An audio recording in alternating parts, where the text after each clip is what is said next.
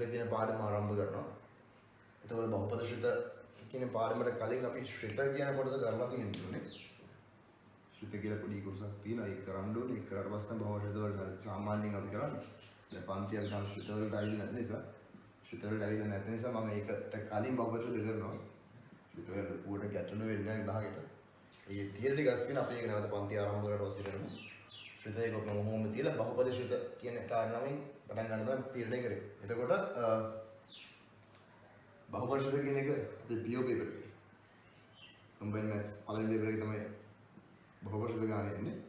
බහුපද ශ්‍රිත එන්නේ second paper එකේ පළවෙනි ගණන. එහෙම නැත්නම් 11 වෙනි ගාන. 11 වෙනි ගාන බහුපද ශ්‍රිත 11 වෙනි ගාන ඒ කොටස හරි B කොටස. කොටස් දෙකක් තියෙන A B කියලා කොටස් දෙකම නෙමෙයි. ඔය දෙකෙන් එකක් සාමාන්‍යයෙන් ඒ කොටස තමයි. 11 වෙනි ගානේ ඒ කොටස බහුපද ශ්‍රිත කියලා පාඩමෙන් ඉතින් මේ පාඩම හරියම ලේසි පාඩමක්. තාමත් ලේසි පාඩමක් මහලු කාරණා නැහැ. හරියට ටික කරගත්තොත් මේ ගානේ සම්පූර්ණ කරන ගන්න පුළුවන්. සාමාන්‍යයෙන් 150න් 70ක් 70ක් විතර තියෙනවා. සාමාන්‍යයෙන් 150න් 70ක් 70ක් විතර තියෙන පාඩමක්. ඒක හරියට කරගත්තොත් අපිට පුළුවන් ඔබ පැහැදිලි කරගන්න. ඒතර මේ බහුපද ශ්‍රිත කියන පාඩම මේ වගේ වීඩියෝ ක්ලාස් 4 ඉඳලා ඉවර කරන්න කියලා දැන් බලන්නේ. කොටස් 4 ඉඳලා. ඒතර පාඩම වීඩියෝ වලින් යනවා. කොටස් 4 ඉන්නේ. ඊට අමතරව ඊට සමාන්තරව තව ගැටළු විසඳීමේ වීඩියෝ කීපයකුත් තියෙනවා. එතකොට පාඩම මේ පැත්තෙන් යනකොට ඒත් එක්කම ගැටළු විසඳීම කියලා කොටසක් තියෙනවා. ඒතර මේ දෙකම බලන්න ඕනේ. පළවෙනිම පාඩම කරනවා. පාඩම කරලා අපිට ගණන් ටිකක් හදන්න දවස් කීපයක් තියෙන. ඊට පස්සේ ආයෙ ගැටළු විසඳපු වීඩියෝ එකක් අප්ලෝඩ් කරනවා. හරි. ඒතර මේ දෙක තමයි සංසන්දනය කරගන්න තියෙන්නේ. ඒතර පැහැදිලි මේ බලා ගන්න. මොකද මේක ලේසි පාඩමක්. ඉතාමත් ලේසි පාඩමක්. ඔබ හරියට කරගත්තොත් මේකෙන් සම්පූර්ණව කරගන්න පුළුවන්. හරි. එතකොට මම ශ්‍රිත කියන කොටසෙන් පටන් ගන්න. මොකද්ද ශ්‍රිතයක් කියන්නේ? ඒතර ශ්‍රිත කියන්නේ විශාල පාඩමක්. ඒකේ ශ්‍රිත වර්ග කීපයක් තියෙනවා. ඒතර එච්චර අපි දැන් බලන්නේ නැහැ. බහුපද ශ්‍රිත වලට අදාළව කොටස් ටික විතරක් බලමු. ශ්‍රිතයක් කියන්නේ මෙහෙම විදිහට. මේ විදිහට. දැන් ගන්නවා අපි O level කාලේ අපි කියන තියෙන වෘතයක් දුන්නොත්. වෘතයක් දුන්නොත් එයාගේ අරය දින තිබ්බොත් වෘතයක් කියලා එයාගේ අරය දින තිබ්බොත් අපිට මේ වෘතේ මොකද වර්ග බලය හොයන්න පුළුවන්. වෘතේ වර්ග බලය වෙන්නේ 5r වල වර්ගය. 5r වල වර්ගය. පරිධියේ දිග වෙන්නේ 2πr. ඔය අපි දන්නවා පොඩි කාලේ. හරි. එතකොට මොකද්ද මේ මම මේ උදාහරණයක් වශයෙන් සලකන්නේ. එතකොට මේ වර්ග බලය සමාන 5r වල වර්ගය කියලා කිව්වොත් මේකට තමයි අපි ශ්‍රිතයක් කියලා කියන්නේ. මම අපි ශ්‍රිතයක් කියලා කියන්නේ පුළුවන්. හේතුව ඇයි? මම r වලට යම් අගයක් ආදේශ කරොත් r වලට යම් අගයක් ආදේශ කරොත් මට a වලට පිළිතුරක් ලැබෙනවා. මම ඒතර r සමාන 7යි කියලා ගත්තොත් a සමානයි 5r වල වර්ගය. a සමානයි 5 කියන්නේ 22 බෙදීම 7. r වල වර්ගය කියන 7 වැඩි කිරීම 7. ඉතින් අපි a වලට උත්තරය කියන්නේ 154. එතකොට අපි r වලට අගයක් ලබා දුන්නොත් මට වර්ග බලය හොයාගන්න පුළුවන්. මේකෙත් ඒ විදිහට. මම r වලට 14ක් කියලා දුන්නොත් එහෙනම් පරිධිය ලියන්න පුළුවන් 2πr r වලට 14 ආදේශ කරා. උදලින් ඔය කියන උත්තරය ලබා ගන්න පුළුවන්. අසුබ. මගේ වලට කාරණා පැහැදිලි. යම් ශ්‍රිතයක පිළිතුරක් ලබා ගන්න නම් ශ්‍රිතයක පිළිතුරක් ලබා ගන්න නම් අගයක් ආදේශ කරන්න ඕනේ. අගයක් ආදේශ කරන්න ඕනේ.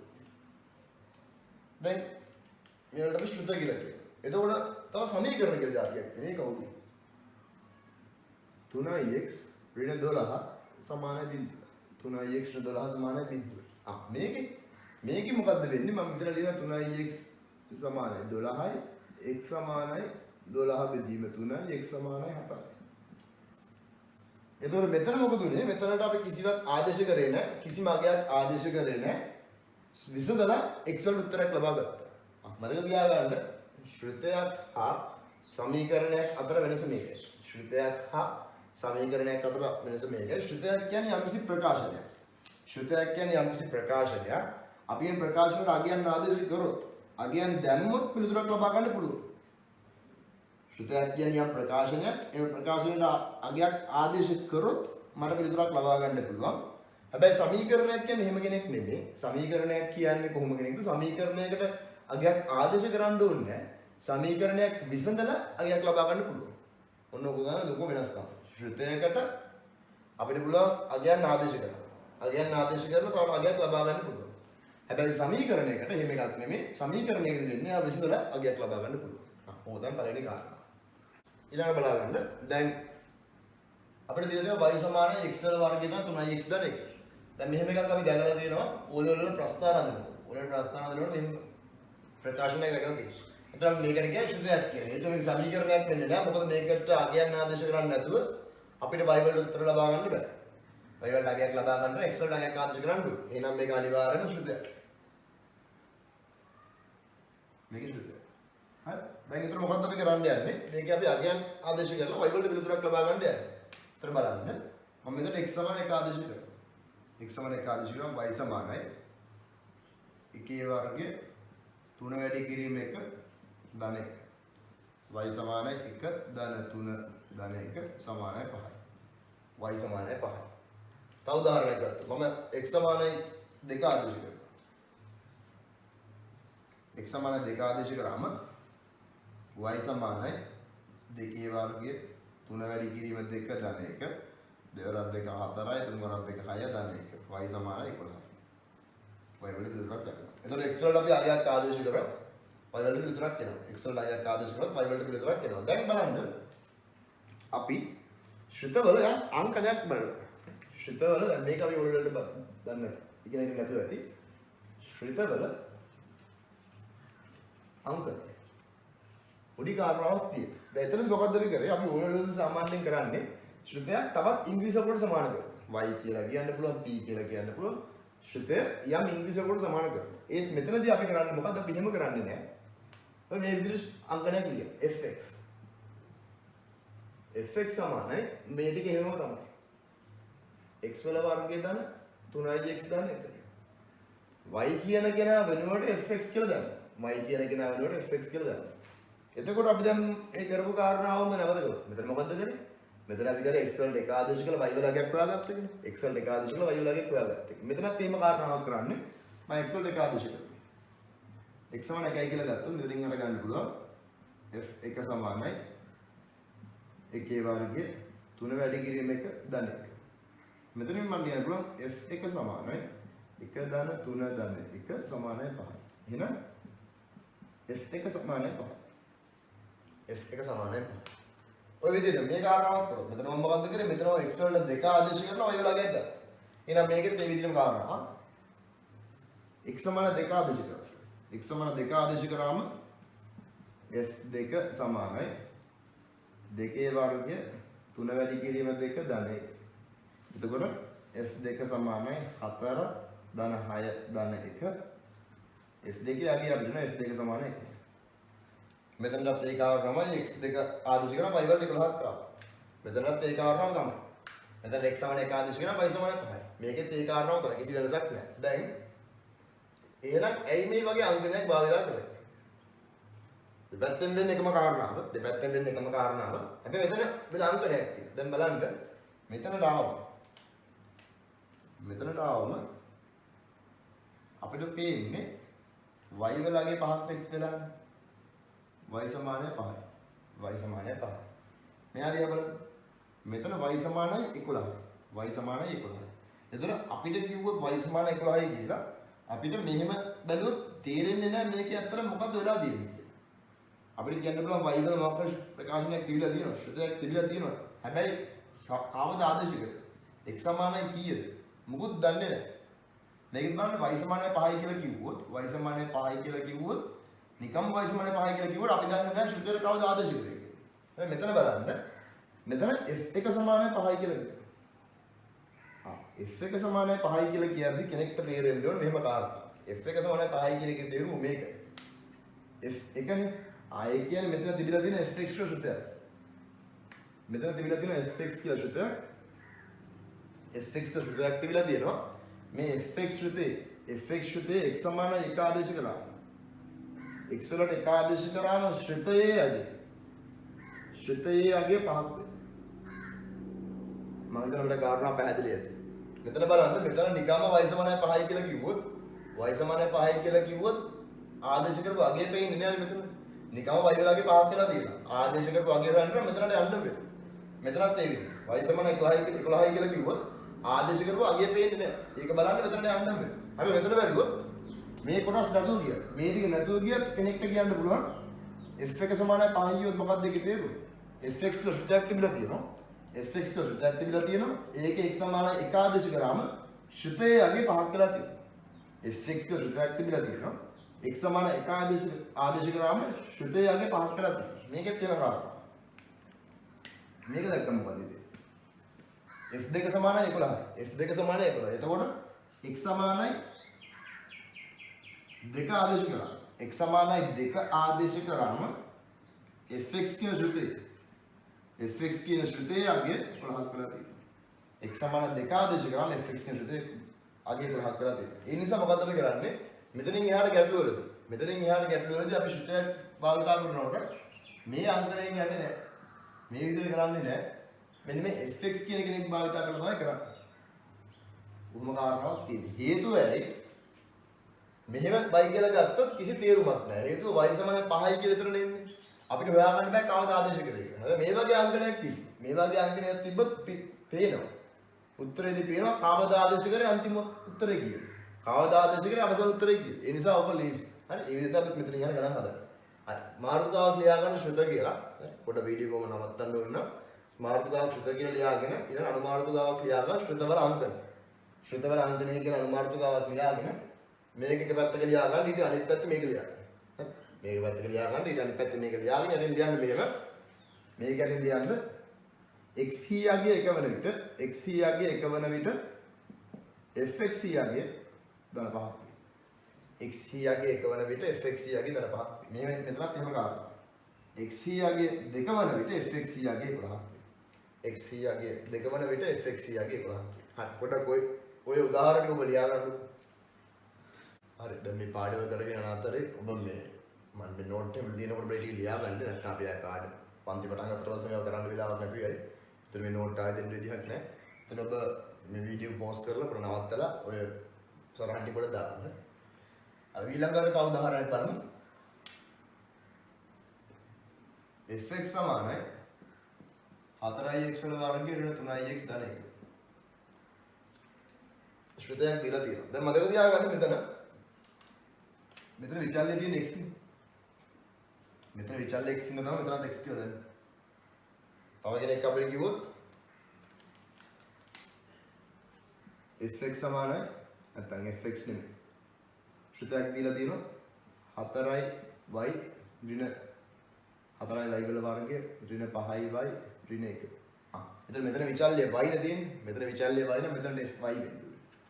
මෙතන fy වෙන්නේ. දැන් ඇයි මෙතන f අකුරම එන්නේ? ඇයි මෙතන ඉස්සරහට f අකුරම එන්න ඕනේද? නැහැම කාරණාවක් නේ. සාමාන්‍යයෙන් අර අපි ශ්‍රුත කියද්දි ශ්‍රුතයකට ඉංග්‍රීසි වලින් කියන ෆන්ක්ෂන් කියලා. ශ්‍රුතේ ඉංග්‍රීසි වලින් ෆන්ක්ෂන් එකක් කියලා කියන්නේ. ඒතර ෆන්ක්ෂන්ස් වලදී මෙතන f අකුරෙන් තමයි අපි මෙතන fx කියලා ලියන්නේ. ඒතර fx ම වෙන්න ඕනේ නැහැ. මෙතන px කියලා ප්‍රශ්නයක් නැහැ. එතන pz කියලා. pz සමානයි z වල වර්ගය ධන 3iz ධන 4. එතන මොකක්ද කාරණාව? මෙතන තියෙන විචල්්‍යම තමයි වරහණ තුන එන්න ඕනේ. මෙතන තියෙන ඉංග්‍රීසි අකුරම වරහණ තුන එන්න ඕනේ. මෙතන ඉස්සරහ ප්‍රශ්නයක් වෙන්නේ නැහැ. තව එකක් අපිට දීලා තියෙනවා. mx සමානයි x වල වර්ගය නැත්නම් x වල ඝනය ඍණ 7. x වල ඝනය ඍණ 7. රෝකත් x වල ශ්‍රුතය. මෙතනට විචල්්‍යම මෙතන තියෙනවා. m කියන එක ප්‍රශ්නයක් වෙන්නේ. හරි. එතකොට දැන් අපි බලමු මෙහෙම කරනවා. අපෙන් අහනවා f1 එහි අගය සොයන්න. එතන f1 කියන්නේ කොහොමද? දැන් අපි දන්නවා කාරණා. f1 කියන්නේ මොකද්ද? මේ fx ශ්‍රුතේ fx ශ්‍රුතේ x වෙනකොට කවුද ඉන්නේ? x වෙනකොට 1 වැඩි. x වෙනකොට 1 ආවා නම් මෙතනත් x වෙනකොට ධන 1 ආදේශ කරගෙන යන්න තියෙනවා. x වෙනකොට මෙතන 1 ඇවිල්ලා තියෙනවා. එහෙනම් x වෙනකොට ධන 1 ආදේශ කරගෙන යන්න තියෙනවා. 4 වතාවක් 1 වර්ගය ඍණ 3 වතාවක් 1 ධන 1. ඒතර කුසල කරාම 4 ඍණ 3 ධන 1 පිළිතුරක් ලැබෙනවා 2යි. එතකොට මම ලියන්න පුළුවන් f1 සමානයි 2. ඒ කියන්නේ fx ශ්‍රුතේ x සමානයි 1 ආදේශ කරා. x සමානයි 1 ආදේශ කරා පිළිතුර දෙකක් වෙලා තියෙනවා. x සමානයි 1 ආදේශ කරා පිළිතුර දෙකක් වෙලා තියෙනවා. මේකත් බලන්න. උදේට අපිට කියනවා f ඍණ 4 හොයන්න කියලා.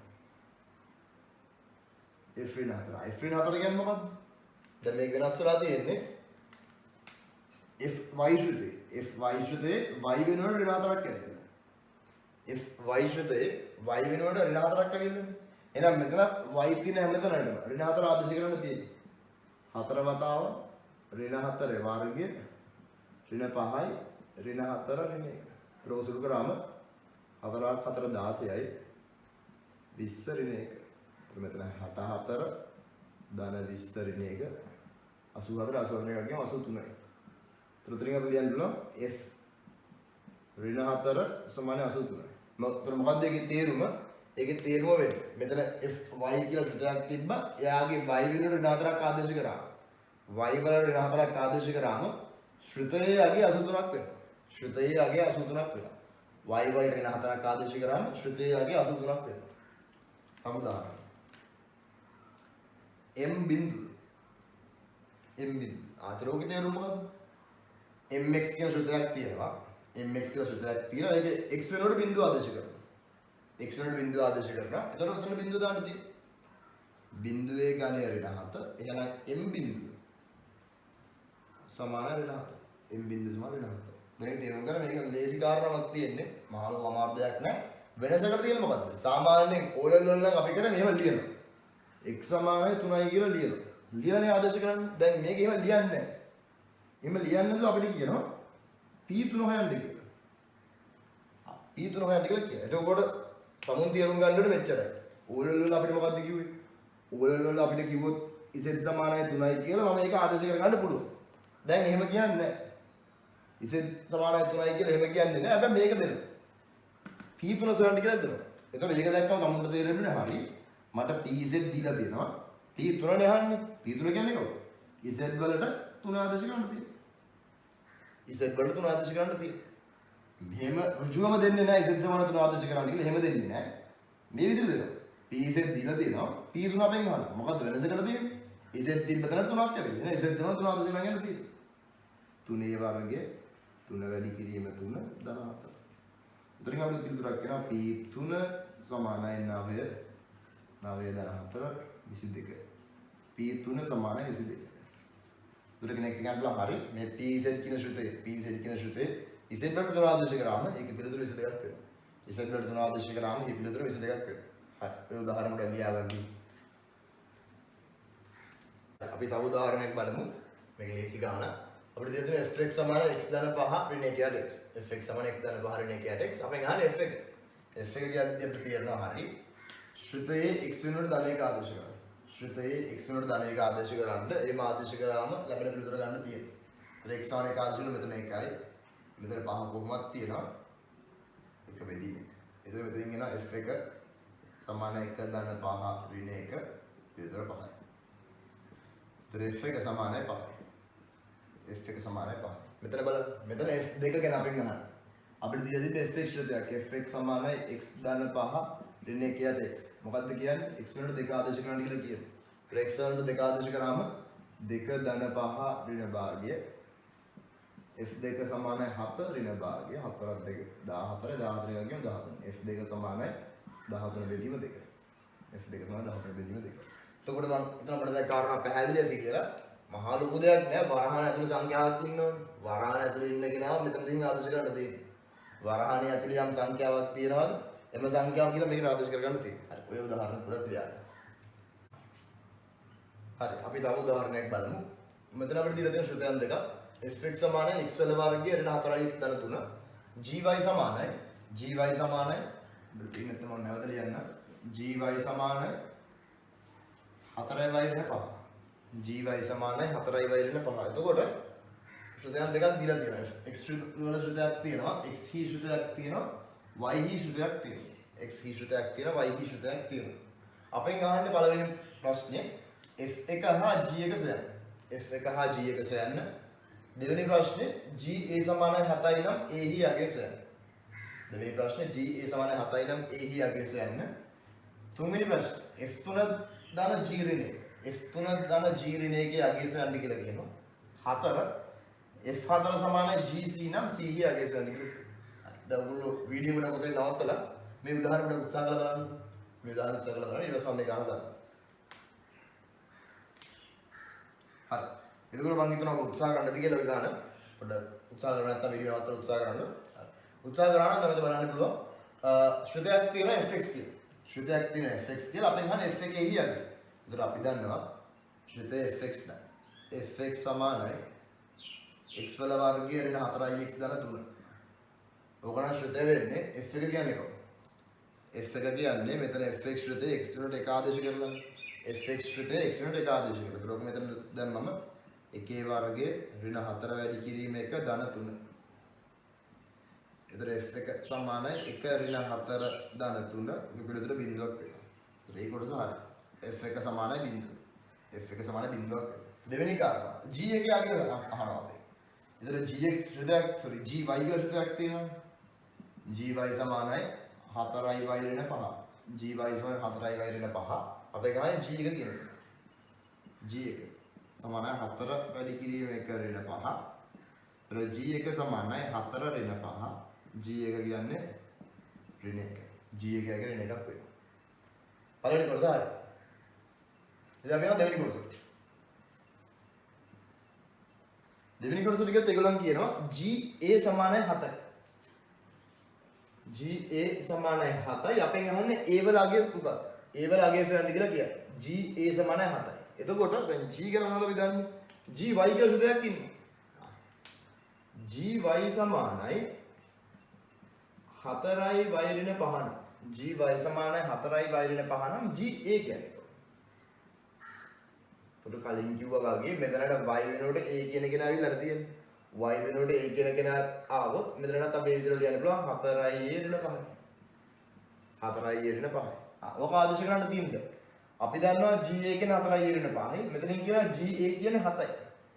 ga සමාන 7යි. මෙතනින් කියනවා ga සමාන 4i ඍණ 5යි. ඔය දෙක සමාන කරගන්න තියෙන්නේ. එහෙනම් 4i ඍණ 5 සමාන 7යි. 4i සමානයි 12යි a සමානයි 3යි. ඉතින් අපිට ඒ වලගයක් ලබා ගන්න පුළුවන්. මොකක්ද කිව්වේ? GA සමානයි 7යි කියලා කිව්වා. ඒතර GA සමානයි 7යි එතන හරියි. GY කියන කෙනා දන්නවා GA ලියා ගන්න පුළුවන්. ඊට පස්සේ මේ දෙක සමාන කරන්න තියෙනවා. මේ ප්‍රකාශන දෙක සමාන කරගන්න තියෙනවා. ඒක සුළු කරගත්තා ඔය කියන පිළිතුර ලබා ගන්න පුළුවන්. හරි ඊට පස්සේ අංක 3 F3 ධන G ඍණ 1 F3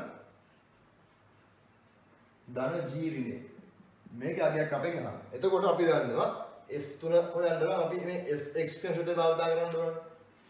F3 හොයන්න නම් fx කියන එක. ඒතර fx සමානයි x වල වර්ගය ඍණ 4ix ධන 3. ඒතර F3 ලියන්න පුළුවන් 3 වර්ගය ඍණ 4 වැඩි කිරීම 3 ධන 3. F3 සමානයි මෙතන 9 ඍණ 12 ධන 3. F3 යගේ බිඳුවක් වෙනවා. F3 යගේ බිඳුවක් ඒක හරියි. ඊළඟට G ඍණ 1. G ඍණ 1 හොයන්න නම් මෙන්න මේ සුදේ භාවිතා කරන්න. GY සමානයි 4y ඍණ 5. GY සමාන 4y ඍණ 5. G ඍණ 1 කියන්නේ. G ඍණ 1 කියද්දි මෙතනට y වලට ඍණ එකක් දාලා තියෙනවා. y වල ඍණ එකක්. එහෙනම් මෙතන 4 වැඩි කිරීම ඍණ 1 ඍණ 5. එහෙනම් G ඍණ 1 සමානයි ඍණ 4 ඍණ 5. G ඍණ 1 යගේ වෙනවා ඍණ 9. G ඍණ 1 යගේ වෙනවා ඍණ 9. එතකොට F3 කියන කෙනාගේ අපි දන්නවා. F3 කියන කෙනා දන්නවා. G ඍණ 1 කියන කෙනා දන්නවා. F3 කියන කෙනා දන්නවා. G ඍණ 1 කියන කෙනා දන්නවා. එහෙනම් අපිට පුළුවන් ඔය අගයන් මේකේ ආදේශ කරන්න. ඔය අගයන් දෙක මේකේ ආදේශ කරලා අදාළ පිළිතුර ගන්න පුළුවන්. එතකොට F3 ධන G ඍණ 1. F3 ධන G ඍණ 1. F3 කියන්නේ බිඳුවයි. G ඍණ 1 කියන්නේ ඍණ 9. F3 කියන්නේ බිඳුවයි කියලා හොයාගත්තා. G ඍණ 1 කියන්නේ ඍණ 9 කියලා හොයාගත්තා. එහෙනම් උතන පිළිතුර වෙනවා ඍණ 9ක්. උතන පිළිතුර ඍණ 9ක් වෙනවා. ඒතර කාරණා තව පැහැදිලි ලේසි වැඩේ මොකද්ද වෙන්න ඕනේ? කියන කෙනාම වුණා හරි. F3 කියන්නේ කවුද? F3 හොයන්න තියෙන්නේ. මේක ගිහලා හරියන්නේ නැහැ. Fx වලට යන්න වෙන්නේ. F වල ශ්‍රතයක් නම් මෙයා ගාවට යන්න වෙන්නේ. ඒ අගේ ලබා ගන්න. G වල ශ්‍රතයක් නම් ශ්‍රතේ ගාවට යන්න. අගේ ආදේශ කළා පිළිතුර ගත්තා. උන් දෙනෙක් උගල ගන්න තියෙන්නේ. හරි. පොඩ්ඩක් තියාගන්න. හරි. ඊට පස්සේ අපි අවසාන කොටසට යමු. F4 සමානයි GC නම් C වල අගය. F4 සමානයි GC නම් C වල අගයක් අපෙන් ගන්න. ඒතර පළවෙනි කාරණාව F4 හොයාගන්න බෑ. ඒතර මෙතනම හොයන්නත් පුළුවන්. නිකන් මේක වෙන උතන ආදේශ කරන්නත් පුළුවන්. එහෙම නැත්නම් මම මේක මුල් ගණන් නිසා පිටින් වල ගන්නවා. ඒතර F4ක් හොයන්න නම් fx විදිහට යන්නේ f4 ගන්නවා fx වල විදිහට යන්නේ. ඒතකොට ලියන්න පුළුවන් x වල වර්ගය 4x දාන 3. f4 f4 කියද්දි x වලට 14ක් ආදර්ශ ගන්න තියෙන්නේ. x වලට 14ක් ආදර්ශ ගන්න තියෙන්නේ. ඒතකොට මම ලියනවා 4 වර්ගය ඍණ 4 වැඩි කිරීම 4 ධන 3. f4 සමාන 4 වර්ග 4 16යි. මෙතන 16 ධන 3. f4 සමානයි 3. f4 හියගේ ධන 3ක් වෙනවා. ඒක හරි. ඊළඟ මොකද්ද දෙන්නේ? gc. gc කියන එක නම ගන්නවා gy වල විදිහට යන්න වෙන්නේ. gc කියන එක නම ගන්නවා gy කියන විදිහට යන්න වෙනවා. gy සමාන 4යි y ඍණ 5. එතන මොකද්ද වෙන්නේ? gc න. gc කියද්දි මොකද්ද වෙන්න ඕනේ? y වෙනුවට c කියලා කෙනෙක් ඇවිල්ලා. y වෙනුවට c කියලා කෙනෙක් ඇවිල්ලා එහෙනම් මෙතන දෙන්න ඕනේ 4යි y වෙනුවට c එන්න. 4යි c ඍණ 5. 4යි c ඍණ 5. එතකොට අපි f4යි gc කියන දෙන්නම හොයාගෙන ඉවරයි. f4 කියන එක නවත් හොයාගත්තා. gc කියන එක නවත් හොයාගත්තා. ඔය දෙන්න සමාන කරන්න තියෙනවා. එතකොට f4 කියන්නේ 3යි. gc කියන්නේ 4යි c ඍණ 5යි. 4යි c සමාන 8යි. c සමානයි 2යි. c සමාන 2ක් කියලා ගත්තා. එතකොට මම හිතන අපේ කාරණා පැහැදිලි ඇති. මහා ලොකු දෙයක් නෑ. මෙන්න මේ කොටස දැක්කම තේරුම් ගන්නකොට මොකද්ද මේ කියන්නේ? f4 කියන්නේ fx වලට 4 ආදේශ කරනවා. gc කියන්නේ gy වල y වලට c කියන එක ආදේශ කරන කාරණාව තමයි. හරි. ඔක ලියාගෙන ටියුට් එකේ පළවෙනි පිටුවේ පළවෙනි ගාන. ටියුට් එකේ පළවෙනි පිටුවේ පිටු අංක 1 ප්‍රශ්න අංක 1. ඒ කොටස් 4ක් තියෙන ABCD කියලා. කොටස් 4ක් තියෙන ABCD කියලා ඒ හතර පොඩ්ඩක් ඔය මේ වීඩියෝ එක නවත්තලා ඉතින් පොඩ්ඩක් කරලා දාන්න. කොටස් 4 කරලා දාන්න. ඒතර ඒක මේ වගේ කාරණා ටිකක් තියෙනවා. ඊට පස්සේ අපි මෙතන ශ්‍රුත කියන කොටසම නවත්තනවා. ඒතර ශ්‍රුත කියන්නේ මෙතන නවත්තන්න බෑ හරිනම්. තව තීර කීපයක් තියෙනවා අපි ඒක වන්දි පටන් ගත්තට පස්සේ කරමු. මම දැන් මේ ගණන් ටික හදලා ඉවර කරන්න කියලා කල්පනා කරේ. ශ්‍රුත කියන කොටස දැනට මෙතන නවත්තලා ඊළඟට පටන් ගමු බහුපද ශ්‍රුත කියන කොටස. බහුපද ශ්‍රුත කියන කොටස. ඒතකොට ඊට කලින් මේ ගණන් හතර පොඩ්ඩක් ඉවර කරගන්න. ඒතර ඉවර කරගත්තොත් ඔබට ලේසි බහුපද ශ්‍රුත වලට යන්න. ඒතර ටියුට් එක කියනවා Google Classroom එකේ. Google Classroom එකේ ටියුට් එක තියෙනවා. මම හිතන්නේ ඔබ ඒකට සම්බන්ධ වෙලා ඇති. සම්බන්ධ නැත්නම් ඔබ මේල් ඇඩ්‍රස් එක අපිට එවන්න. අපිව සම්බන්ධ වෙන්න පුළුවන්. ඒතර ටියුට් එක තියෙනවා. ටියුට් එක අරගෙන මේ ගණන් හතර පොඩ්ඩක් කරලා දාන්න. හරි ඊළඟට අපි බලමු බහුපදයක් කියන්නේ මොකක්ද කියලා. බහුපද කියන කොටස වලින් ආරම්භ කරලා අපි දැන් බලමු බහුපදයක් කියන්නේ මොකක්ද කියලා. බහුපදයක් හඳුන් වෙනකොට මෙන්න බහුපදයක් හඳින් වෙන්නේ. බහුපදයක් යන පද සංඛ්‍යාව එකතුව. පද සංඛ්‍යාව එකතුව දක්වන වීජීය ප්‍රකාශනය කියන්නේ. පද සංඛ්‍යාවක එකතුව දක්වන වීජීය ප්‍රකාශනයකි. මෙහෙම ප්‍රකාශන නැත්නම් බහුපදයක් කියලා කියන්නේ. මේක නැත්නම් බහුපදයක් කියලා කියන්නේ. ඒතර මේක වෙන්නුන කාරණා මෙච්චර. අපි දැනගන්න ඕනේ මෙච්චරයි මෙයාගේ මේ n කියන එක. n කියන කෙනා අවයවයක් වෙන්න මේ z ධන කියන කොළකයට. ඒත් මම හිතලා අපිට මේක මතක ඇති. z කියන්නේ මොකද්ද? z කියන්නේ නිකිලය. සියලුම නිකිලය z ධන කියන්නේ කවුද? ධන නිකිලය. z ධන කියන්නේ ධන නිකිලය. ඒතර මේ n කියන කෙනා අනිවාර්යයෙන්ම ධන නිකිලයක් වෙන්නේ. ඒතර මෙයාගේ මේ බලයන් ඔක්කොම නිකිල වෙන්න ඕනේ. භාග සංඛ්‍යාව වෙන්නත් බෑ. ඍණ පද වෙන්නත් බෑ. භාග සංඛ්‍යාව වෙන්නත් බෑ. ඍණ පද වෙන්නත් බෑ. හරි. පොඩක් බහුපද හැඳින්වීම කියලා දාලා බහුපද හැඳින්වීම කියලා දාලා මෙන්න මේ වාක්‍ය ලියා ගන්න. මේ වාක්‍ය ලියාගෙන මේ ප්‍රකාශන පොඩ්ඩක් ලියා ගන්න. වාක්‍ය ලියාගෙන මේ ප්‍රකාශන පොඩ්ඩක් ලියා ගන්න. ඊට පස්සේ බලමු උදාහරණ කීපයක් මොනවද බහුපද වෙන්නේ කියලා. බහුපද ශ්‍රුතයක් වෙන්න නම් බහුපද ශ්‍රුතයක් වෙන්න නම් මෙන්න මේ කාරණා ටික වෙන්න ඕනේ. බහුපද ශ්‍රුතයක් වෙන්න නම් මෙන්න මේ කාරණා ටික වෙන්න ඕනේ. මොකද්ද? පළවෙනිම දේ එම ප්‍රකාශනයේ විචල්යන්හි ඍණ බල තියෙන්න බෑ. එම ප්‍රකාශය පළවෙනි කාරණා ප්‍රකාශනයන්හි විචල්යන ඍණ බල තියෙන්න බෑ. ඍණ බල තියෙන්න බෑ. ඒ කියන්නේ හරයේ විචල්ය තියෙන්න බෑ. හරයේ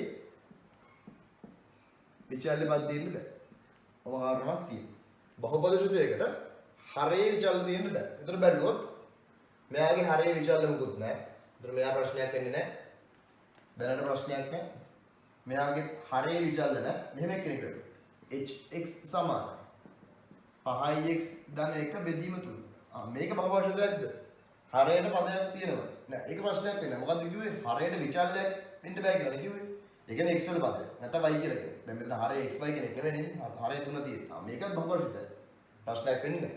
මෙතනට qx වලට આવොත් ඒකේ ප්‍රශ්නයක් තියෙනවා. හේතුව මෙතන x වල එකයාට කෙනෙක් ඉන්නවා. එකයාට x කියන්නේ මොකක්ද? මෙයා හරේ ඉන්නවගේ මෙතන ප්‍රශ්නයක් තියෙනවා. මෙයා බහුපරිශුද්ධයක් වෙන්නේ නැහැ. QX කියන කෙනා බහුපරිශුද්ධයක් වෙන්නේ නැහැ. මෙයාගේ ප්‍රශ්නයක් නැහැ. හරේ කිසිම කෙනෙක් නැහැ. මෙයාට දැනන ප්‍රශ්නයක් වෙන්නේ නැහැ. මෙතනත් ප්‍රශ්නයක් තියෙනවා. හරේ x වල පදයක් තියෙනවා. හරේ විචාල්‍යයක් තියෙනවා. මෙයාට බහුපරිශුද්ධයක් වෙන්නේ නැහැ. ඉතින් බහුපරිශුද්ධයක් වෙන්න මොකද්ද වෙන්නේ? පළවෙනි කාරණාව හරේ විචාල්‍ය දෙන්න බෑ. හරේ විචාල්‍ය දෙන්න බෑ. නැත්නම් ඍණ බල තියෙන්න බෑ. ඍණ පදයන් තියෙන්න බෑ. अंक 2 භාගවල හරි භාග බල තියෙන්න බෑ. ඒ කියන්නේ x වල භාගය x වල 3න් 1 නැත්නම් මූල බල ඒවා තියෙන්න බෑ.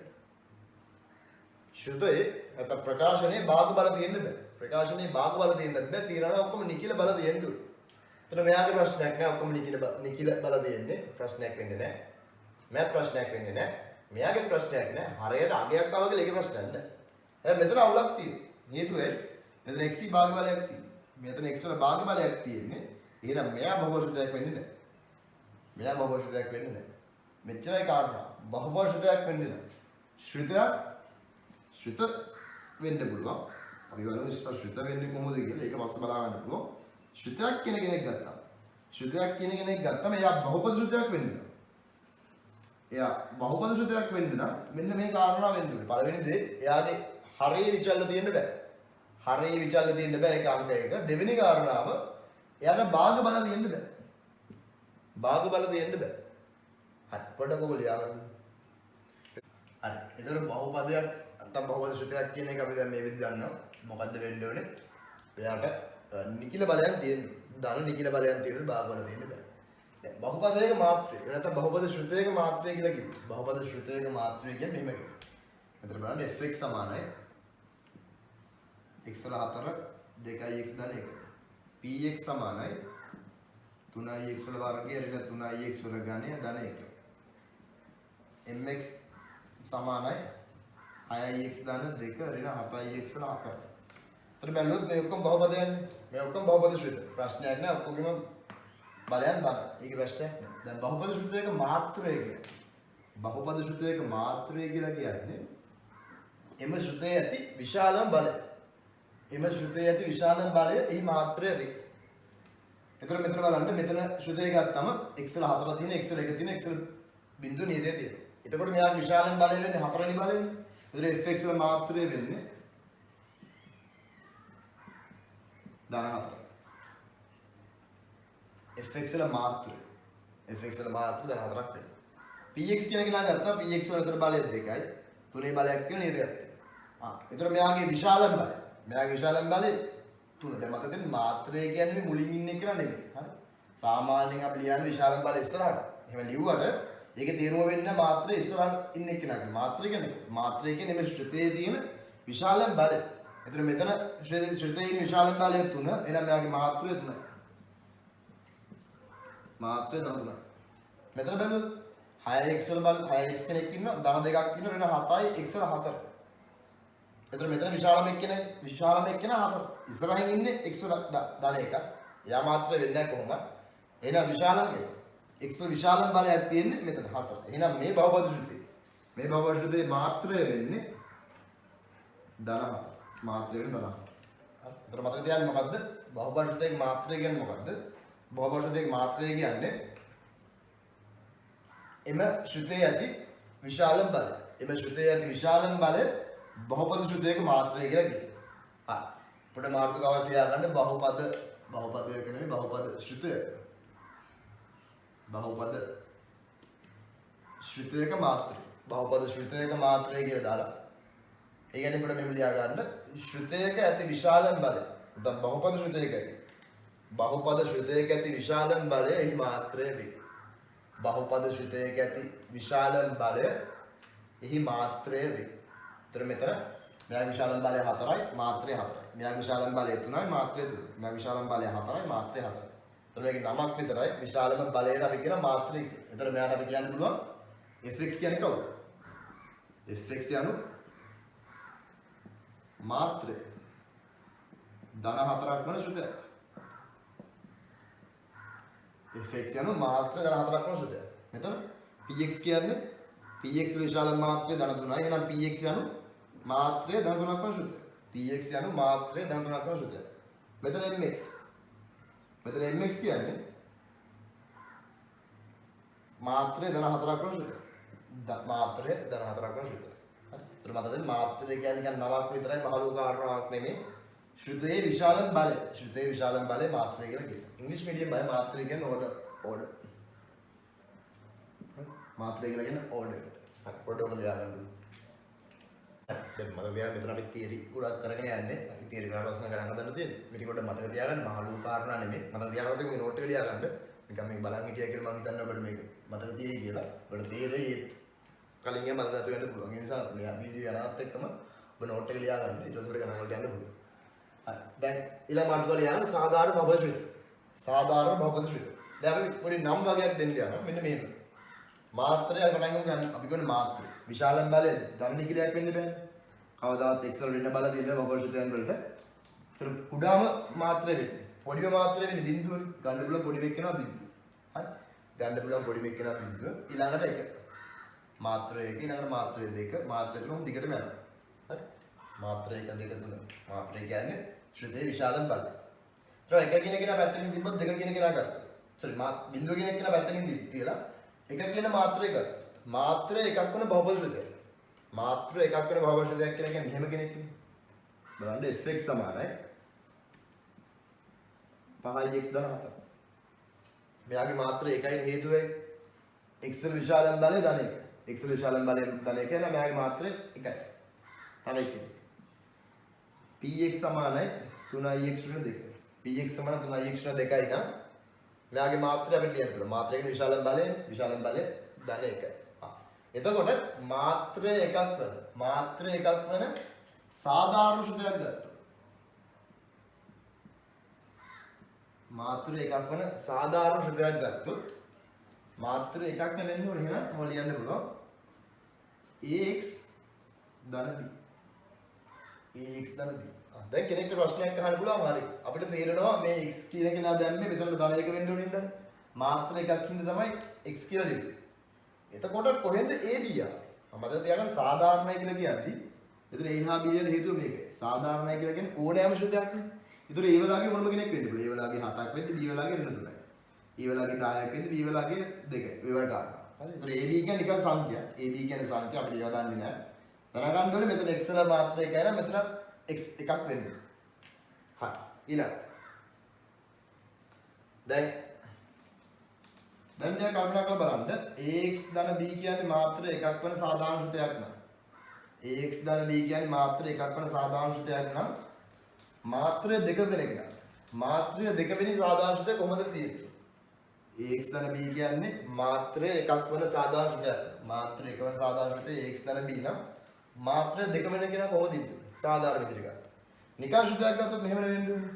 එයාගේ මාත්‍රය 2යි කියන්නේ විශාලම බලය 2යි. එන fx සමානයි x වල වර්ගය ධන 2ix ධන 1. නැත්නම් px සමානයි 3ix වල වර්ගය ධන 4ix ධන 1. ඒ කියන්නේ මොකද්ද?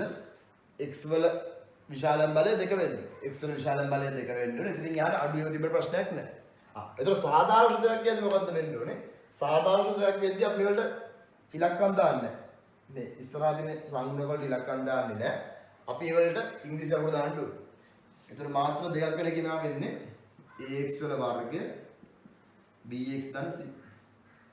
මාත්‍ර තුනක් වෙන කෙනා කොහෙද? මාත්‍ර තුනක් වෙන සාධාරණ ශ්‍රදයක් කියද්දී ax වල ඝනය bx වල වර්ගය cx ධන d. මම හිතන අපිට කාරණා පැහැදිලි ඇති. එහෙනම් මාත්‍රය 4ක් වෙන කෙනා කොහොමද? මාත්‍රය 4ක් වෙන කෙනා. මාත්‍රය 4ක් වෙන කෙනා වෙන්න ඕනේ ax වල 4 ධන bx වල ඝනය cx වල වර්ගය dx ධන e. මම හිතන අපිට දැන් කාරණා පැහැදිලි ඇති. මොකද්ද සාධාරණ ශ්‍රදයක් කියලා කියන්නේ? මාත්‍රය දුන්නම මාත්‍රය x සමාන 1 නම් 1යි නම් නැත්නම් මාත්‍රය 1යි නම් x වල බලය 1 ඉඳන් අඩු වෙනකන් යන්නේ. බලන්න මෙතන x වල නැත්නම් මාත්‍රය 2නේ. මාත්‍රය 2 නිසා මම පටන් ගත්ත x වල වර්ගය. x වල 2, x වල 1, x වල 2. මාත්‍රය 3යි නම් විශාලම බලය 3යි. විශාලම බලය 3යි නම් x වල 3, x වල වර්ගය, x වල 1, x වල 2. මාත්‍රය 4යි නම් විශාලම බලය 4. එහෙනම් x වල 4, x වල 3, x වල 2, x වල 1, x වල 0. එතකොට මොකද්ද කාරණාව? යම් ශ්‍රුතයක මාත්‍රය දීලා සාධාරණ ශ්‍රුතය හවුවොත් සාධාරණ ශ්‍රුතය ලියන්න කියලා කිව්වොත් කරන්න ඕනේ ඒ මාත්‍රයෙන් පටන් ගන්න. ඒ මාත්‍රයෙන් පටන් අරගෙන බලය අඩු කරගෙන යන්න තියෙනවා. තව එකක් ලියන්න කිව්වොත් x මාත්‍රේ 5 වෙන කෙනෙක් ලියන්න කිව්වොත් මාත්‍රේ 5 වෙන කෙනා මොකද්ද වෙන්න ඕනේ? අපිට ලියන්න පුළුවන් ax වල 5. ඊට පස්සේ 5ට පස්සේ 4නේ bx වල 4 ධන cx වල ඝනය ධන dx වල වර්ගය ධන ex ධන f. ඔහොම ඉස්සරහට ලියන්න තියෙනවා. මම දැන් සාධාරණ ශ්‍රුතයක් කියලා කිව්වා. සාධාරණ ශ්‍රුතයක් කියලා කිව්වොත් මාත්‍රය දීලා සාධාරණ ශ්‍රුතය ලියන්න කියලා කිව්වොත් මොකද්ද කරන්න ඕනේ? මේ මාත්‍රයෙන් පටන් ගන්න. මේ බලයෙන් පටන් අරගෙන බලය අඩු කරගෙන යන්න තියෙනවා. ඒතර මේ ඉස්සරහ සංගුණ කියන්නේ ඉස්සරහ දෙන අගයට ඉංග්‍රීසි වල දාගෙන තියෙනවා. ඒතර ඒක ඇන්දලේ මේ ABCD එක පිළිවෙලට එන්න ඕනේ. තමන්ට කැමති එකක් දාගන්න පුළුවන්. වෙන්න ඕනේ මෙච්චරයි. මේ බලය අඩු වෙගෙන යන්න. බලය අඩු වෙගෙන ගියා නම් හරි. මාත්‍රේ බිඳුවක් කියන එක නේද දැන් අපි. මාත්‍රේ බිඳුවක් කරනවා මොකද්ද වෙන්නේ? මාත්‍රේ බිඳුවක් කියන්නේ මෙහෙම කෙනෙක්නේ.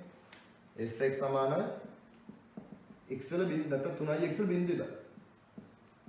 fx සමාන 3x වල බිඳු ඉබල. x වල බිඳු ඉබල කියන්නේ නියතයක් නේ. එහෙනම් fx සමාන 3. මාත්‍රේ බිඳුවක් කරන ශ්‍රුතයක් කියන්නේ මොකද්ද?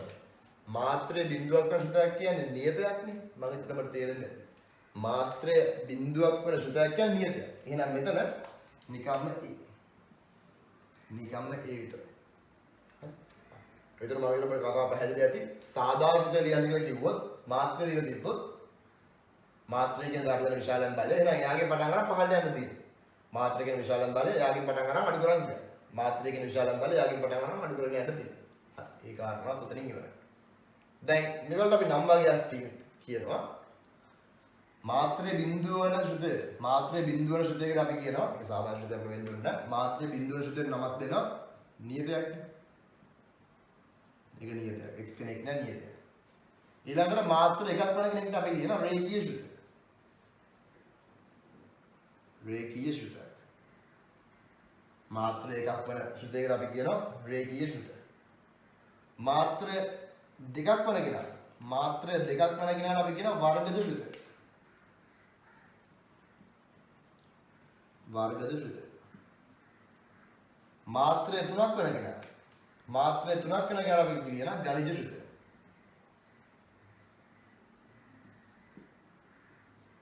ගණිත ශ්‍රුතය. මාත්‍රය 4 5 6ට අපි ගන්න හැම දාලා නැහැ. මෙන්න මේ ටික මතක තියාගන්න. පළවෙනි එක්කෙනා නම් මාත්‍ර බිඳගෙන යන නියතයක්. මාත්‍ර 1යි කියලා කියන්නේ රේඛීය ශ්‍රුතය. රේඛීය ශ්‍රුතය. මාත්‍ර 2යි කියලා කියන්නේ වර්ගද ශ්‍රුතයක්. මාත්‍ර 3යි කියලා කියන්නේ ගණිත ශ්‍රුතය. හරි. පොඩ Google මේ පැහැදිලිවම ලියා ගන්න. ලියලා ඔබට පුළුවන් නම් ඊළඟට මට දෙන්න නෑ. මාත්‍ර 6 හා 7. මාත්‍ර 6 හා 7 වන සාධාරණ ශ්‍රුතයක් ලියන්න. මාත්‍ර 6 හා 7 වන සාධාරණ ශ්‍රුතයක්. ඒතර මොකද්ද වෙන්නේ? ax වල 6 බලයෙන් පටන් අරන් අඩු වෙනකම් යන්න තියෙනවා. ඊළඟට ax වල 7 බලයෙන් පටන් අරන් අඩු වෙනකම් යන්න තියෙනවා. හරි. ඔබට මේක පැහැදිලිව ලියා ගන්න. ලියලා ඊළඟට මාත්‍ර 6 හා 7 වන සාධාරණ ශ්‍රුතයක් ලියන්න. අතන මේ බහුපද ශ්‍රුතවල ඊළඟ කොටසට මම ඔයගොල්ලෝ නැවත මතක් කරනවා. අර කලින් කිව්ව කාරණාව පැහැදිලි නැත්නම් මොකද්ද? සාධාරණ ශ්‍රුතවල කාරණාව පැහැදිලි නැත්නම් ප්‍රශ්නයක් වෙන්නේ නැහැ. අපි ගණන් හදනකොට නෝට් එක ලියා ගන්න. ගණන් හදනකොට අපි ඉගෙන කතා කරමු. එතකොට ඒක ලොකු ගැටලුවක් වෙන්නේ නැහැ තේරුණාද? හරි. දැන් බහුපද ශ්‍රුතයක් ගත්තම අපි දන්න බහුපද ශ්‍රුතයක් කියන්නේ කොහොම කෙනෙක්ද? එයාට ඍණ බලයන් තියෙන්න බෑ. ඒ වගේම භාග බලයන් තියෙන්න බෑ. එහෙනම් නැත්නම් ඒක බහුපද ශ්‍රුතයක් කියලා කියන්න පුළුවන් කියලා කිව්වා. එතකොට මේක ගත්තොත් මේ බහුපද ශ්‍රුතයක් ප්‍රශ්නයක් වෙන්නේ ඔක්කොම තියෙන දාන බලයන් කීපයක් තියෙන්නේ. හරේ කිසිම විචලනයක් නැහැ. එතකොට බහුපද ශ්‍රුතයක විශාලම බලය. බහුපද ශ්‍රුතයක විශාලම බලය මාත්‍රය කියලා කිව්වනේ. ඉතින් මෙතන තියෙන විශාලම බලය 4. එහෙනම් මෙයාගේ මාත්‍රය වෙන්නේ ධන 4යි. මේ බහුපද ශ්‍රුතයේ මාත්‍රය ධන 4යි. ඊළඟට අපි සංගුණ ගැන කතා කරනවා. මම සංගුණ කියලා නම් කලින් කිව්වේ නැහැ. සංගුණ. එතකොට සංගුණ ගැන මම හිතනවා අපිට යම් කිසි අදහසක් ඇති කියලා. සංගුණකයක් කියන්නේ මෙහෙම කෙනෙක්. මාත්‍රය 4ක් වෙන නැත්නම් x වල 4 බලය. x වල 4හි සංගුණකය. x වල 4 සංගුණකය කියන්නේ මේ x වල 4 බලය ඉස්සරහින් ඉන්න පදේ. x වල 4 ඉස්සරහින් 3නේ. එනේ යාගේ සංගුණකය 3යි. ඊළඟට x වල වර්ගය. x වල වර්ගයේ සංගුණකය x වල වර්ගයේ ඉස්සරහින් ඉන්නේ ඍණ 3. එනේ යාගේ සංගුණකය ඍණ 3යි. සංගුණකය කියන්නේ සලකපු පදේ නැත්නම් තෝරාගත්ත පදේ ඉස්සරහින් ආගේ x වල 4 එයා ඉස්සරහින් 3 x වල වර්ගය ගත්තොත් එයා ඉස්සරහින් ඍණ 3 x ගත්තොත් x ගේ සංගුණකය වෙන්නේ x ඉස්සරහින් ධන 7 එහෙනම් එයාගේ සංගුණකය ධන 7 එතකොට නියත පදේ ගත්තොත් නියතය කියලා කියන්න පුළුවන් එහෙම නැත්නම් x not x බිඳුවේ බලයේ සංගුණකය ධන 1ම තමයි මතක තියාගන්න සංගුණකය කියන්නේ කවුද? සංගුණකය කියන්නේ සලකපු පදයක් ඉදිරියෙන් ඉන්න කෙනා. ඉලක්කය. එතකොට දැන් මෙතන x වල 4 බලයක් තියෙනවා. මාත්‍ර x වල 4යි නම් අපි දන්නවා x වල 4යි කියන කෙනාගේ ප්‍රකාශන x වල 3 බලයක් තියෙනවා, x වල 2 බලයක් තියෙනවා, x වල 1 බලයක් තියෙනවා, x වල බිඳුවේ බලයක් තියෙනවා. එහෙම නෙමෙයි වෙන්නේ. මාත්‍රේ ඉඳන් බලය අඩු වෙගෙන යන්න ඕනේ. දැන් මේකේ x වල 4 බලයක් තියෙනවා. x වල වර්ගයේ පදයක් තියෙනවා. x පදයක් තියෙනවා නියතයක් තියෙනවා හැබැයි x වල ගණයක් නැහැ x වල ගණයක් නැහැ අපි එතකොට අපි කියනවා යම් පදයක් නැත්තම් යම් පදයක් ප්‍රකාශනයේ නැත්නම් යා ඉන්න ඕන කෙනෙක් නේ දැන් මේක x වල පහේ බලයක් තියෙන විදියක් නැහැ මෙයා x වල පහේ බලයක් තියෙන විදියක් නැහැ හේතුව මාත්‍රය 4යි නම් තියෙන බල උපරිම බලය 4යිනේ විශාලම එක්කෙනාගේ බලය 4යි එහෙනම් මාත්‍රය 4යි මාත්‍රය 4යිකට x වල පහේ බලයක් තියෙන්න බෑ එයා නැහැ හැබැයි x වල 4 x වල 4 බලේ ඉඳන් x වල 4 බලේ ඉඳන් 15ට බලය අඩු වෙගෙන යනකම් තියෙන්න ඕනේ. ඒතර x වල 4 තියෙනවා. ඒ වගේම x වල 3 බලය තියෙන්න ඕනේ x වල වර්ගය තියෙන්න. x වල 3 බලයක් නෑ මේකේ.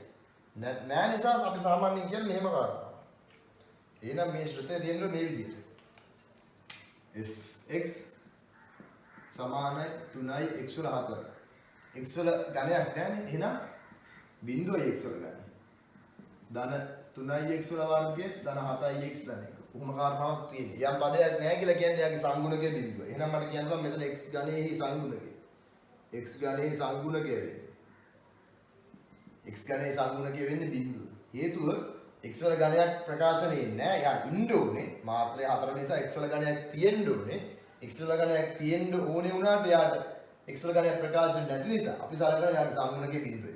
දැන් සංගුණයේ බිඳුවක් කරලා මතක තියාගන්න මම ආයෙ මතක් කරනවා මාත්‍රය කියන්නේ කවුද මාත්‍රය කියන්නේ විශාලම බලය ඒකේ ප්‍රශ්නයක් නැහැ සංගුණය කියන්නේ කවුද සංගුණය කියන්නේ සලකපු පදයක් ඉස්සරහ පදය අපිට කියන්නේ සලකපු පදයක් ඉස්සරහා ඉන්න ඉලක්කම x වල 4 ගත්තොත් එයා ඉස්සරහා ඉන්න 3 x වල වර්ගය ගත්තොත් එයා ඉස්සරහා ඉන්න ඍණ 3 x පදේ ගත්තොත් එයා ඉස්සරහා ඉන්න ධන 4 නියතේ නැත්නම් x වල බිඳුවේ බලය ගත්තොත් එයා ඉස්සරහා ඉන්න ධන 1 හරි යම් පදයක් නැත්තම් අපි කියන යාගේ සංගුණකයේ බිඳුවයි කියන. හරි.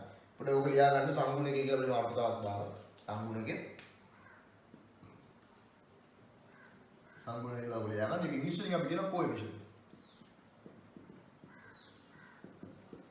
අපි පොඩ්ඩක් ඔක ලියා ගන්න. ඊට පස්සේ අපි ඊළඟ කාරණාවලට යමු.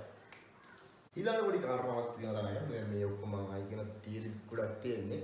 තියරි වල පස්සේ ප්‍රශ්න වලට යන්න තියෙනවා. මේ තියරි ටික පොඩ්ඩක් පුළුවන් වෙන්න ඕනේ. ඊට පස්සේ ප්‍රශ්න වලට යන්න. මේ තියරි පුතාමත් ලේසි තියරි වගේ තියෙන මහ ලෝක කාරණා නැහැ. ඒතර උඩ තියරි ගත්තා නම් දැන් සර්ව සාම්‍ය සහ සමාන කිරීම. ත්‍රිකෝණමිතියම සමරවණ කරලා තියෙනවා. ඔයගොල්ලන්ට සර්ව සාම්‍ය කියන කාරණා අහලා ඇති. සර්ව සාම්‍ය කියලා කියන්නේ මෙහෙම. ඉතින්ට a ධන b සර්ව සමයි c. මෙතන කියනවා p ධන q සමානයි r. ඔක තමයි වෙනස. සර්ව සමයි කියනකොට අපිට මේ ඉරිකැලි තුනක් තියෙනවා. සමාන කිරීමට වඩා තව ඉරිකැලක් වැඩි.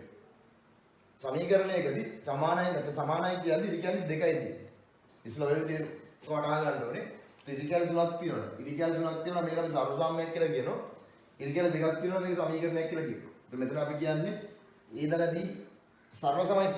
සමානයි නෙමෙයි a ධන b සර්ව සමයි c. මෙතන p ධන q සමානයි r. p ධන q සමානයි r. දැන් මේ දෙක පොඩි වෙනසක් තියෙනවා. මොකද්ද වෙනස? මම මෙයාලාවට ආවා. සමීකරණයකදී අපිට පුළුවන් පද ඊට මෙහෙට මාරු කරන්න. මෙයා මෙහාට දාන්න පුළුවන්. මම ලියන්නම් p සමානයි r ධන q වැදලා ඍණ q. මේ ප්‍රශ්නයක් නෑ. ඒ වගේම මේ පැත්තෙන් දාලා විතර ගන්නත් පුළුවන්. p ධන q ඍණ r සමානයි. මොකද්ද සමීකරණයක් කියලා කියන්නේ? අපිට පුළුවන් යන්න. නැත්නම් සමාන කිරීමක් තිබ්බොත්. සමාන කිරීම දෙපස අගයන් මාරු කරන්න පුළුවන්. කිසි වැරද්දක් නැහැ සම්බන්ධ. සමාන කිරීම දෙපස අගයන් මාරු කරන්න පුළුවන්. මේ පැත්තේ ඉන්න එහාට දාන්න පුළුවන්, මේ පැත්තේ ඉන්න ඉවතට ගන්න පුළුවන්. දෙපැත්තට අගයන් මාරු කරන්න පුළුවන්. හැබැයි සර්ව සමයි කියලා කිව්වොත් අපිට එහෙම අගයන් මාරු කරන්න බෑ. මේ පැත්තේ ඉන්න B කියන කෙනා මේට වගේ යන්න බෑ. ඒක තමයි. එහෙම කරන්න බෑ. C කියන කෙනාම මෙහෙට ගන්න බෑ. ඒක එහෙම තමයි. සර්ව සමයි කියලා කිව්වොත් A ධන B සර්ව සමයි C කියලා කිව්වොත් පද එහෙම මාරු කරන්න බෑ. කොහොමද තමයි. සමානයි කියලා කිව්වොත් පද එහෙම මාරු කරන්න පුළුවන්. ඒක මතක තියාගන්න. සර්ව සාම්‍යයක් කියන්නේ කොහොමද? සර්ව සාම්‍ය කියන්නේ යම් ප්‍රකාශනයක් තව කෙනෙක්ට සර්ව සමයි. ඒ කියන්නේ ඉරිකල් තුනක් තියෙනවා වෙන්නේ. මේ පද එහෙම මාරු කරන්න බෑ. හැබැයි සමානයි කියලා කිව්වොත් නැත්නම් සමීකරණයක් කියලා කිව්වොත් අපිට පද එහෙම මාරු කරන්න පුළුවන්. හරි. පොඩි හරි ලියාගන්න සර්ව සාම්‍ය හා සමාන කිරීම කියලා. අද සමාන කිරීම සමීකරණ කියලා තමයි හොඳ. සර්ව සාම්‍ය හා සමීකරණ සර්ව සාම්‍ය හා සමීකරණ පහෙන් ලියාගන්න සර්ව සාම්‍යයක දෙපස සර්ව සාම්‍යයක දෙපස සර්ව සාම්‍ය කියන එක යටතේ ලියාගන්න සර්ව සාම්‍යයක දෙපස අගයන් මාරු කළ නොහැක. අගයන් මාරු කළ නොහැක. හැබැයි සමීකරණයක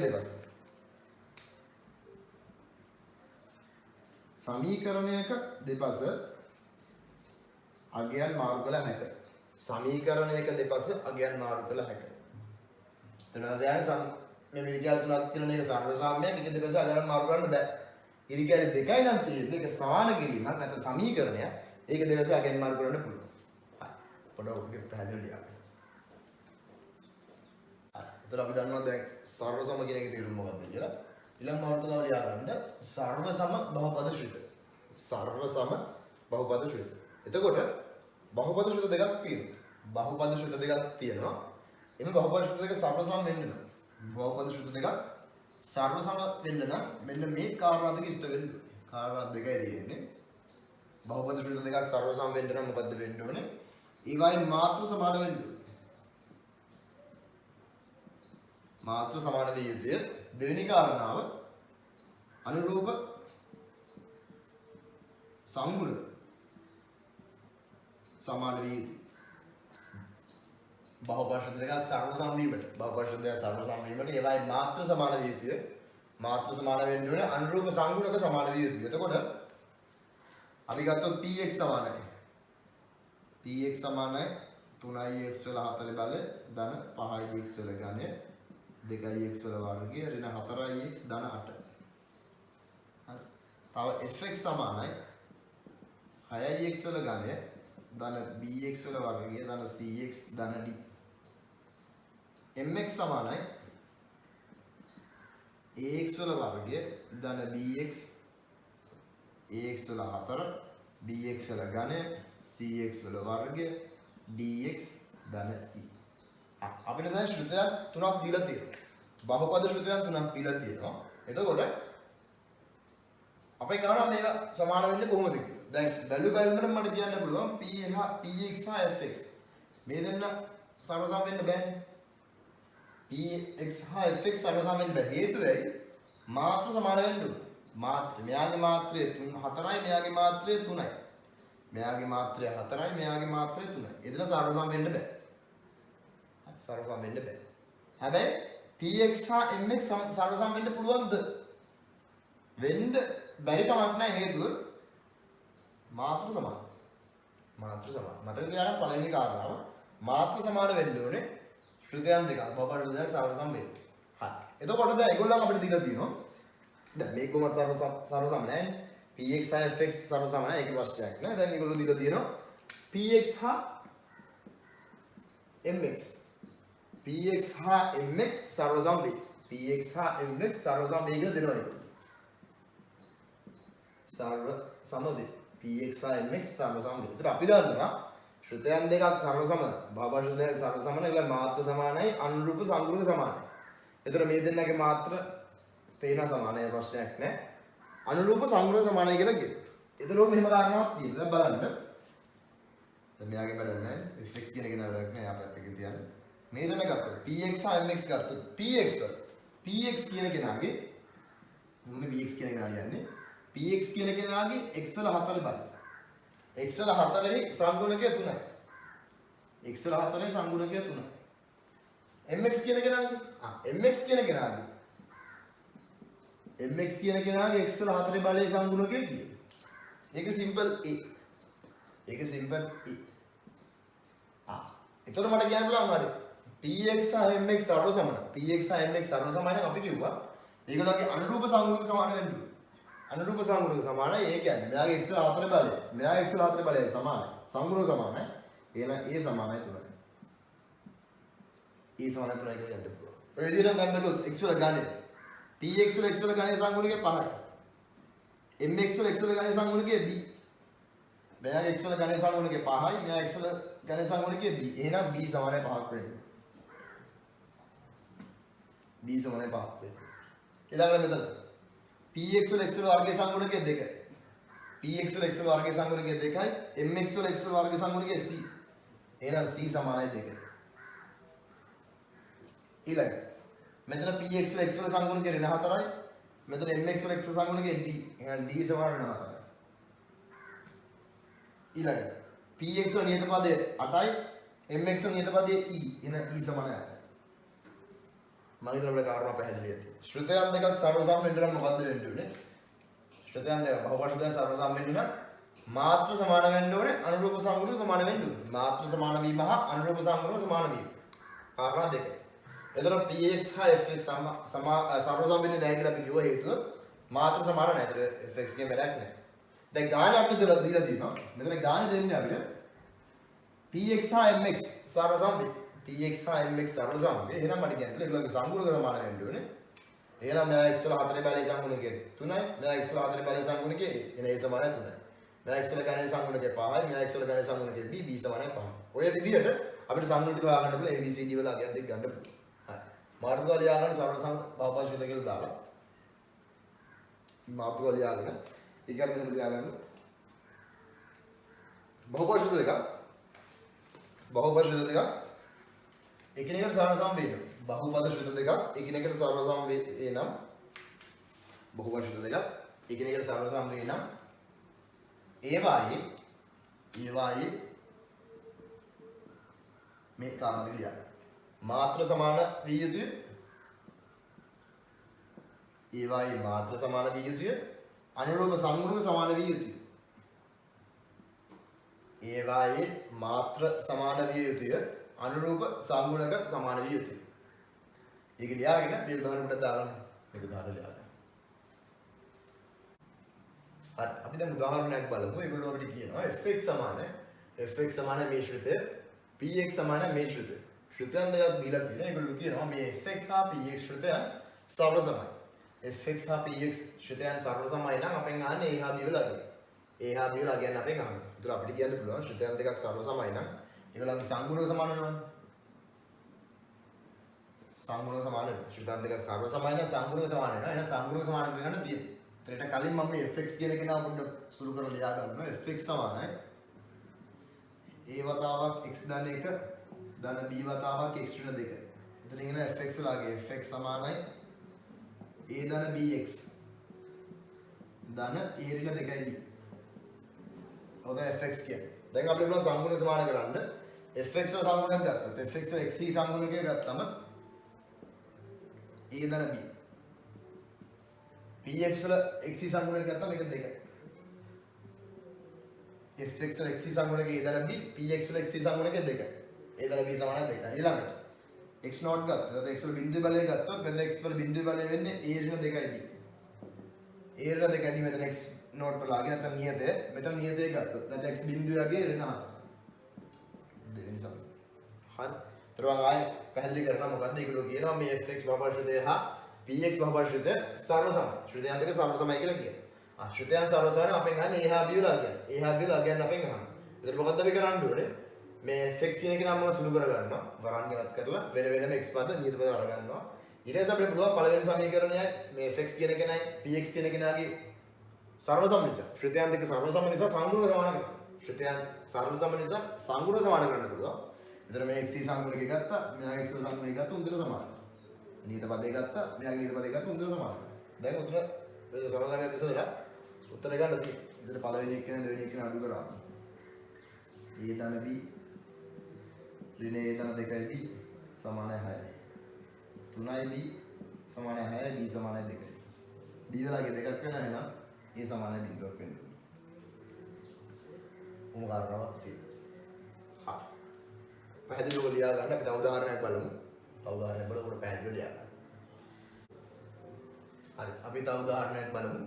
මෙතන දීලා තියෙනවා මෙන්න මේ ප්‍රකාශනය සර්වසම මෙන්න මෙයාට. එතකොට දැන් මෙතන අපිට අර කලින් වගේ දීලා නැහැ fx සමානයි මෙන්න මෙයා px සමානයි මෙන්න මේ බහුවර්ෂිතය ඔය දෙන්න සර්වසමයි කියලා එහෙම කාරණාවක් දීලා නැහැ. හැබැයි දැක්ක ගමන් අපිට පේනවා මෙතන මේ සමාන කිරීම ඉරිකැල් තුනක් තියෙන නිසා. ඉරිකැල් තුනක් තියෙන නිසා මේක සර්වසම ලකුණ. එතකොට මට පද හිමි මාරු කරන්න බෑ. පද හිමි මාරු කරන්න බෑ. හැබැයි අපිට පුළුවන් මොකද? සර්වසමයි නම් සම්පූර්ණ සමානයි කියලා ගන්න පුළුවන් ඊළඟට සංගුණ සමානයි කියලා ගන්න පුළුවන්. හරි. සර්වසම නිසා සංගුණ සමානයි කියලා ගන්න පුළුවන්. ඒවල අපෙන් අහන්නේ මොකද්ද? මෙන්න මේ කොටස මෙයාට සර්වසම නිසා. මෙන්න මේ කොටස මෙයාට සර්වසම නිසා ABC වල අගයන්. ABC වල අගයන් අහන්නේ. එතකොට මොකද්ද පළවෙනිම දේ කරගන්න ඕනේ? ඉස්සලම මෙතන මේ x වල වර්ග පද x පද නියත පද එකට ගන්න ඕනේ. ඒ කොටස කරගන්න ඕනේ. එතකොට මේක වරහන් ඉවත් කරොත් a වතාවක් x වල වර්ගය ඍණ x ඍණ 2 ධන b වතාවක් x වල වර්ගය ඍණ 1 සර්ව සමයි 3x වල වර්ගය ධන 4x ධන c. දැන් වරහන් ඉවත් කරන්න ax වල වර්ගය ඍණ ax ඍණ 2a ධන bx වල වර්ගය ඍණ b සර්ව සමයි 3ix වල වර්ගය 4ix ධන c. ඉතින් අපිට x වර්ග පද කරගත්තොත් a ධන b x වල වර්ගය x පද එකයි තියෙන්නේ නම් ඍණ ax ඍණ 2a ධන b සර්ව සමයි පැත්තේ 3ix වල වර්ගය ධන 4ix ධන c. කොහොම කාරණාවක් තියෙන්නේ. දැන් මට කියන්න පුළුවන් හරි මේගොල්ලෝ සර්ව සමයි නම් සංගුණක සමාන වෙන්න ඕනේ. සංගුණක සමාන කරොත් x වල වර්ගය ගත්තොත් මෙතන x වල වර්ගයේ තියෙන a ධන b. මෙතන තියෙන්නේ 3යි. පළවෙනි සමීකරණය. ඊළඟ x පද ගත්තොත් මෙතන තියෙන්නේ ඍණ a. මෙතන තියෙන්නේ ධන 4යි. නෝතන මට එකපාර ලියා ගන්න පුළුවන් a සමානයි ඍණ 4යි කියලා. ඕන දෙවෙනි සමීකරණය කියලා ගන්නත් පුළුවන්. ඊළඟ නියත පදේ ගත්තොත් මෙතන තියෙන ඍණ 2a ධන b සමානයි c. මේ ඍණ එක හැවතට දාගත්තොත් මට ලියන්න පුළුවන් 2a ධන b සමානයි ඍණ c. තුන්වෙනි සමීකරණය. හරි. දැන් අපිට දෙන්නේ සමගාම සමීකරණ විසඳ ගන්න. මොකද මහලු උදාහරණයක් නේ. පළවෙනි ප්‍රකාශනය ගත්තොත් a ධන b සමානයි 3යි. a වලගේ ඍණ 4යි. ඍණ 4 ධන b සමානයි 3යි. b සමානයි 7යි. b සමානයි 7යි. ඊළඟට තුන්වෙනි සමීකරණය ගත්තොත් 2a ධන b සමානයි ඍණ c 7 සමානයි ඍණ c. මෙතනින් එනවා ඍණ 8 ධන 7 සමාන ඍණ c. එනවා මෙතනින් ලියා ගන්න පුළුවන් c සමානයි ධන 1. ABC වල අගයන් හොයා ගන්න. මෙතන මතක තියාගන්න මෙතන සමීකරණ විසඳ ගන්න එක නෙමෙයි ප්‍රශ්නේ තියෙන්නේ. මෙන්න මේ කාරණා තේරුම් ගන්න. මොකද්ද? අපිට ප්‍රකාශන දෙකක් සර්ව සමයි. ප්‍රකාශන දෙකක් සර්ව සමයි කියලා කිව්වම ඒගොල්ලෝ සංගුණක සමාන කරලා විසඳ ගැනීමක් තියෙනවා. හරි. ඔය උදාහරණ පොඩ්ඩක් කොහොමද ලියන්නේ? හරි. අපි තව උදාහරණයක් බලමු. ඒගොල්ලෝ කියනවා මෙන්න මේ ශ්‍රුතය හා මේ ශ්‍රුතය සර්ව සම්බේ අපෙන් ගන්න PQR වල අගය. PQR වල අගයන් අපෙන් ගන්න. අවසුළු කරාම 5ix වල වර්ගය ධන px ඍණ 8 සර්ව සම තමයි. දැන් පද හිමේ මාරු කරන්න බෑ සර්ව සමයක් නිසා. q මෙතන සුළු කරාම x වල වර්ගය ඍණ 2ix ධන 1 ධන r. මෙතනින් අපිට එනවා 5ix වල වර්ගය ධන px ඍණ 8 සමානයි qx වල වර්ගය ඍණ 2යි qx ධන q ධන r. එතකොට මෙතන 5ix වල වර්ගය ධන px ඍණ 8 සර්ව සම සමාන වෙන්නේ සර්ව සමයි qx වල වර්ගය ඍණ 2යි qx ධන q ධන r. මොන කාරණාවක් තියෙන්නේ. එතකොට අපිට පුළුවන් ද සංගුණක සමාන කරන්න. මොකක්ද කාරණාව? x වල වර්ගය ගත්තා. x වල වර්ගයේ සංගුණක ගත්තොත් මෙතන x වල වර්ගයේ සංගුණකය 5යි. මෙතන x වල වර්ගයේ සංගුණකය q. එහෙනම් q සමානයි 5ක් කියලා අපිට ලැබෙනවා. ඊළඟට x වල සංගුණක ගත්තා. x වල සංගුණක ගත්තොත් මෙතන වෙනවා p. මෙතන p සමාන ඍණ 2යි q. p සමාන ඍණ 2යි q. ඒතර q වලගේ අපි දන්නවා. q වලගේ 5 නිසා දෙවාරයක් 5 p සමාන ඍණ 10ක් වෙනවා. p වලගේ ඍණ 10යි. ඊළඟට නියත පදයේ ගත්තා. නියත පදයේ ගත්තම මෙතනින් වෙනවා ඍණ 8 සමානයි q ධන r ඍණාට සමානයි q ධන r ඍණාට සමානයි q කියන්නේ 5යි ධන r එන r වලගේ ඍණ 13ක් වෙනවා r වලගේ ඍණ 13ක් වෙනවා d නෙමෙයි ඍණ 13යි හරි එතකොට ඔහොම තමයි කාරණා වෙන්නේ එතකොට මම හිතනවා කාරණා පැහැදිලි ඇති ඔය ටික උඩ සුළු කරගන්න මොකද වෙන්නේ ශ්‍රිතයන් එක සර්ව සමයි කිව්වා මට දැන් පදේ මාරු කරන්න බෑ සර්ව සම නිසා සාමුග්‍ර සමාන කරගන්න පුළුවන් සර්ව සම නිසා සාමුග්‍ර සමාන කරන්න පුළුවන් හරි එතකොට අපි ටියුට් එකේ අපි අලුවම දෙවෙනි පිටුව දෙවෙනි ගාන තුන්වෙනි ගාන මේ ටික කරන්න ඕනේ පිටු අංක දෙකේ දෙවෙනි ගානයි තුන්වෙනි ගානයි දෙවෙනි ගාන තුන්වෙනි ගාන තමයි ලේසි ගණන් ටිකක් තියෙන ගණන් කීයක් තියෙනවා හරි ඒක ඔක්කොම තියෙන්නේ මේ සම්පූර්ණ සමාන වෙන ඒවා ඒකට මම හිතන්නේ ඔබට මතකදී පළවෙනි පිටුවේ ගණන් වගේක් තිබ්බා පළවෙනි පිටුවේ ගණන් ටිකයි දෙවෙනි පිටුවේ ගණන් ටිකයි තුන්වෙනි පිටුවේ ගණන් ටිකයි ඒතර මම මේ බහුපරිතවල මුල් කොටස විතරයි කරේ ලොකු තියරි කරේ නැහැ තාම ඉස්සරහට යන්නත් නැහැ මේ ටික තේරුම් ගත්තා නැති තව ඉස්සරහට තියෙනවා පාඩම් එකක් තියෙන තියරි තියෙනවා මේ කොටස ඉවර කරන්න ඉස්සෙල්ලා මේ ගණන් ටික හදලා කර ගන්න ඕනේ ඒතර මම මේ වීඩියෝ එක මෙතන නවත්තනවා ඒතර මේ අපි පළවෙනි වීඩියෝ එක බහුපරිතවල දාලා මේ වීඩියෝ එක මෙතන නවත්තනවා ඔබ ඔය ටික සුළු කරගන්න ඔයගලන්ට තේරෙන්නේ නැත්නම් මොනවාට ප්‍රශ්න තියෙනවා නම් තේරෙන්නේ නැති ප්‍රශ්න තියෙනවා මම අහන්න මම වීඩියෝ එක කියලා දෙන්නම් හරි ඊළඟට අපි දෙවෙනි වීඩියෝ එකේදී අපි ඊළඟ කාරණා ටික බලාගෙන යන්න තව කරන්න තියෙනවා බහුපරිත සම්බන්ධ ඒවා ටික බලමු ඊට අමතරව මම හිතනවා සර් ඔයගලන්ට දාන වීඩියෝ ටික ඔයගොල්ලෝ බලනවා ඇති කියලා අපි ඒක ෆවුන්ඩේෂන් කෝස් එකක් විදිහට කරගෙන යන්නේ ඒතර ඒ ටිකත් පොඩ්ඩක් බලා ගන්න මේ වීඩියෝ එක අප්ලෝඩ් කරන කල් ගියා දෙවෙනි වීඩියෝ එක මම තව දවස් 4-5කින් අප්ලෝඩ් කරන්න බලාපොරොත්තු වෙනවා. තව දවස් 4-5කින් අප්ලෝඩ් කරන්න බලාපොරොත්තු වෙනවා. ඒ වෙනකොට ඒ දවස් 4-5 තුලදී මේ ගණන් ටික කොට හදලා තියාගන්න දෙවෙනි වීඩියෝ ගණන් ටිකයි පළවෙනි වීඩියෝ ගණන් ටිකයි. ඉතින් අපිට පුළුවන් කරදරයක් නැතුව ඊළඟ කොටසට යන්න. ප්‍රශ්න මොනවාද තියෙනවද තේරෙන්නේ නැති ගැටලු මොනවාද තියෙනවනම් පොඩ්ඩක් නැවත අහන්න. නැවත මම මතක් කරා නෝට් එක ලියා ගන්න. මතක් කරා බාබාට කියලා දාලා නෝට් එක ලියා ගන්න. එතකොට තමුන්ට පන්ති කරා වගේම වැඩේ වෙයි. හරි. එහෙනම් අපි ඉතින් නවත්තනවා. අපි ඊළඟදී නැවත දෙවෙනි වීඩියෝ එක හමුවෙමු. බොහොම ස්තුතියි.